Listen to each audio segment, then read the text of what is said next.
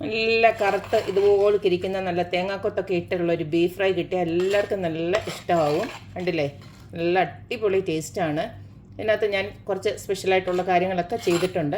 അപ്പം നമുക്ക് ഇങ്ങനെ ഒരു ബീഫ് ഫ്രൈ എങ്ങനെയാണ് ഉണ്ടാക്കുന്നതെന്ന് ഒന്ന് നോക്കിയിട്ട് വരാം. ബീഫ് ഫ്രൈ ഉണ്ടാക്കാനായിട്ട് ഇതുപോലെ 1 കിലോ ബീഫ് ഞാനിതുപോലെ കഴുകി വൃത്തിയാക്കി ചെറിയ കഷ്ണങ്ങളാക്കിയാണ് നുറുക്കി വെച്ചിരിക്കുന്നത്. ചെറിയ കഷ്ണങ്ങളാക്കിയതിൻ്റെ കാര്യം എന്ന് പറഞ്ഞാൽ ഞാനിത് പ്രഷർ കുക്കറിലല്ല വേവിക്കുന്നത്, ഞാൻ ഈ ഒരു ചട്ടിയിൽ തന്നെ ഇട്ട് വറ്റിച്ചെടുക്കാനാണ്. അപ്പോൾ നമുക്ക് ഇതിനകത്ത് കുറച്ച് ഇൻഗ്രീഡിയൻസ് ഉണ്ടാകും, നമുക്ക് നോക്കാം. 1/2 ടീസ്പൂണോളം ഉപ്പാണ് ചേർത്ത് കൊടുത്തിരിക്കുന്നത്. അടുത്ത ഞാൻ ഇതിലേക്ക് കുറച്ച് കാശ്മീരി ചില്ലി പൗഡറാണ് ആഡ് ചെയ്യുന്നത്. ഇതുപോലെ 1 ടീസ്പൂൺ നിറച്ച് എടുത്തിട്ടുണ്ട്. ബീഫ് ആയതുകൊണ്ട് തന്നെ ഞാൻ കുറച്ച് കുരുമുളക് പൊടി കൂടി ചേർക്കുകയാണ്, അതും ഒരു 1/2 ടീസ്പൂണ് ചേർക്കുകയാണ്. അടുത്തതിലേക്ക് ഒരു 1/2 ടീസ്പൂണോളം നമ്മുടെ ഗരം മസാലയോട് ചേർക്കുകയാണ്. ഇതിലേക്ക് കുറച്ച് മല്ലിപ്പൊടി, അത് ഒരു 1/2 ടീസ്പൂണ് മല്ലിപ്പൊടി ചേർക്കുകയാണ്. 1 ടീസ്പൂണോളം മഞ്ഞൾപ്പൊടി കൂടെ ചേർത്ത് കൊടുക്കാം. 1 ടീസ്പൂണോളം ഇഞ്ചി വെളുത്തുള്ളി പേസ്റ്റ് കൂടെ ചേർക്കുകയാണ്. ഇതിലേക്ക് നമുക്ക് കുറച്ച് കറിവേപ്പിലയോടെ അങ്ങോട്ട് ഇട്ട് കൊടുക്കാം. ഞാൻ നേരത്തെ ഒരു ഷോർട്ട് വീഡിയോ ഇട്ടിട്ടുണ്ടായിരുന്നു. കണ്ടില്ലേ, കറിവേപ്പില ഇപ്പോഴും നല്ല ഫ്രഷ് ആയിട്ടാണ് ഇരിക്കുന്നത്. കണ്ടില്ലേ, ഞാൻ ഇപ്പോൾ ഏകദേശം 1.5 മാസത്തോളമായി, എന്നിട്ടും കറിവേപ്പിലൊക്കെ നല്ല ഫ്രഷ് ആയിട്ട് കണ്ടില്ലേ. ഇതൊരു ടിപ്പായിരുന്നു ഞാനന്ന് ഇട്ടിരുന്നത്. അപ്പോൾ ഇത് ജസ്റ്റ് കാണാത്തവർ ആ ഷോർട്ട് വീഡിയോ ജസ്റ്റ് ഒന്ന് കണ്ടു നോക്കുക, എങ്ങനെയാണ് ഫ്രഷ് ആയിട്ട് കറിവേപ്പില വെക്കേണ്ടതെന്നുള്ളത്. ഇനി ഇതിലേക്ക് നമുക്ക് കുറച്ച് വെളിച്ചെണ്ണയോട് ചേർത്ത് ഇത് നന്നായിട്ടൊന്ന് ഇളക്കി ഒന്ന് വെക്കാം. അതുകൊണ്ട് തന്നെ നല്ലതായിട്ട് ഇളക്കി പിടിപ്പിച്ച് വെക്കാൻ പോവുകയാണ്. ഇങ്ങനെ ഇളക്കി വെച്ചിട്ട് നമുക്ക് ഏകദേശം ഒന്ന് റെസ്റ്റ് ചെയ്യാൻ വെക്കണം. ഏകദേശം 1 മണിക്കൂറെങ്കിലും ഒന്ന് റെസ്റ്റ് ചെയ്യാൻ വെച്ച് കഴിഞ്ഞാൽ നല്ല അടിപൊളി ടേസ്റ്റ് ആയിരിക്കും. മസാലയൊക്കെ നന്നായിട്ട് പിടിക്കാൻ വേണ്ടിയിട്ടാണ്. അപ്പോൾ സമയമില്ലാത്തവർക്ക് ജസ്റ്റ് നമ്മുടെ ഫ്രിഡ്ജിനകത്തുണ്ടല്ലോ, ഫ്രിഡ്ജിനകത്ത് ഒരു 1/2 മണിക്കൂറെങ്കിലും ജസ്റ്റ് ഇതുപോലെ കങ്ങടച്ച് ഫ്രിഡ്ജിനകത്ത് വെച്ചിട്ട് പിന്നീട് എടുത്ത് ഇത് കുക്ക് ചെയ്തെടുത്ത് വെച്ചാൽ മതി. ഞാനിപ്പം 1 മണിക്കൂറൊന്ന് വെക്കുകയാണ്. ബീഫൊക്കെ നമ്മൾ മാരിനേഷൻ ചെയ്യാൻ വെച്ചിട്ട് ഇപ്പോൾ 1 മണിക്കൂറായിട്ടുണ്ട്. ഇപ്പം ഞാൻ ഇത് അടപ്പിലോട്ട് വെച്ചിട്ടുണ്ട്. അത് ഞാൻ എക്സ്ട്രാ വെള്ളം ഒന്നും ഒഴിച്ച് കൊടുത്തിട്ടില്ല. ബീഫിൽ നിന്ന് ഇറങ്ങുന്ന വെള്ളം കൊണ്ട് വേവട്ടെ. അത് കഴിഞ്ഞിട്ട് ഇൻ കേസ് നമുക്ക് വെന്തില്ലെങ്കിൽ കുറച്ച് ചൂടുവെള്ളം നമുക്ക് പിന്നീട് ഒഴിച്ചു കൊടുത്താൽ മതി.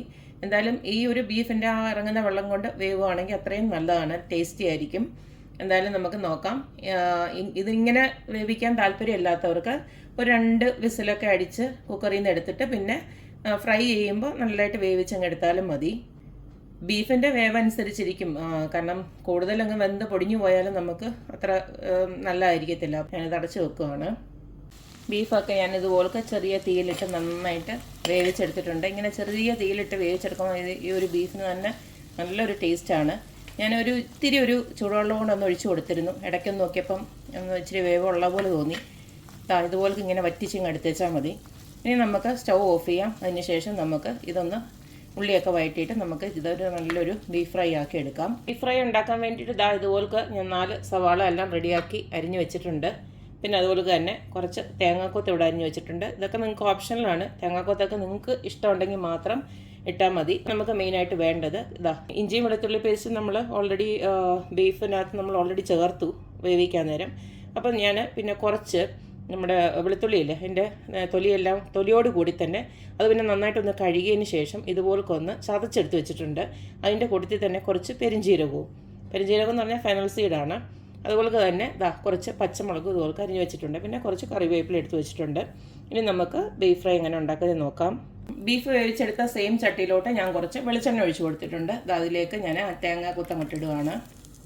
ബീഫൊക്കെ നമ്മൾ ഉപ്പിട്ടാണ് വേവിച്ചത്. എന്നാലും ഇതിന് വേണ്ടിയിട്ടുള്ള നമ്മുടെ ഈ ഉള്ളിക്കും ഈ ഒരു തേങ്ങാക്കുത്തും പിടിക്കാൻ വേണ്ടിയിട്ട് ഒരു പൊടിക്ക് ഉപ്പിട്ട് കൊടുക്കാം. അതുപോലെ തന്നെ ഒരു 1/4 ടീസ്പൂണിലും കുറവായിട്ട് കുറച്ചൊരു മഞ്ഞൾപ്പൊടി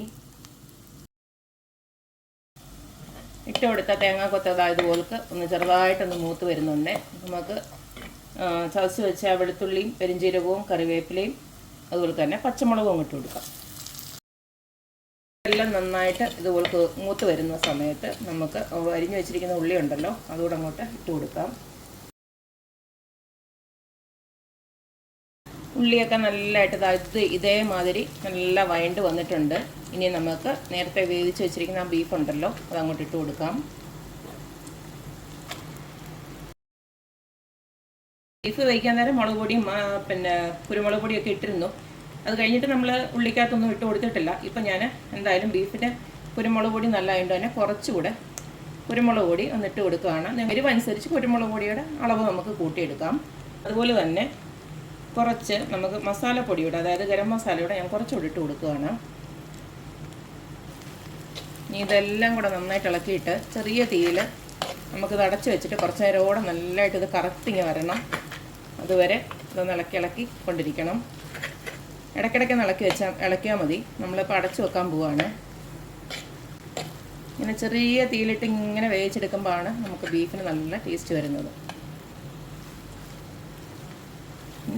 അടിയിലൊക്കെ നമുക്ക് നോക്കിക്കഴിഞ്ഞാൽ അറിയാം കുറച്ച് എണ്ണയുണ്ട്. ഇതിൽ നല്ലതായിട്ട് മുരിഞ്ഞ് ഇങ്ങനെ വരും. അപ്പോൾ ഒന്നുകൂടെ അടച്ചു വെക്കാം. ഒരു 10 മിനിറ്റ് ഞാൻ ഇതുപോലെ ചെറിയ തീയിലിട്ട് ഇടയ്ക്കിടയ്ക്ക് ഇതുപോലെ ഇങ്ങനെ ഇളക്കി ഇതുപോലെ നല്ല കറപ്പിച്ചെടുത്തിട്ടുണ്ട്. അടിപൊളി ടേസ്റ്റാണ്. കണ്ടില്ലേ? നമ്മുടെ അടിപൊളി ബീഫ് കോക്കനട്ട് ഫ്രൈ ഇവിടെ റെഡി ആയിട്ടുണ്ട്. എല്ലാവരും ഇതുപോലൊക്കെ ഒന്ന് വെച്ച് നോക്കിയിട്ട് അഭിപ്രായങ്ങളൊക്കെ അറിയിക്കണം. നമ്മൾ കുക്കറിനകത്തിട്ട് വേവിച്ചെടുക്കുന്നതിനെക്കാട്ടിലും ടേസ്റ്റാണ് ഇങ്ങനെ പതുക്കെ തീയിലിട്ട് ഇങ്ങനെ വേവിച്ചെടുക്കുന്നത്. ഇവിടെ റെഡി ആയിട്ടുണ്ട്.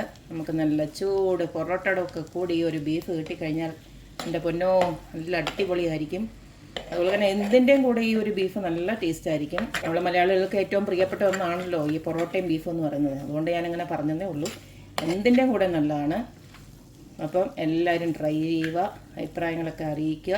എപ്പോഴും പറയുന്ന പോലെ തന്നെ എൻ്റെ റെസിപ്പീസ് ഇഷ്ടമുള്ള എല്ലാവരും please like, share and subscribe. അപ്പോൾ ഇനി ഒരു അടിപൊളി വീഡിയോ ആയിട്ട് വരുന്നവരേക്കും ബായ്.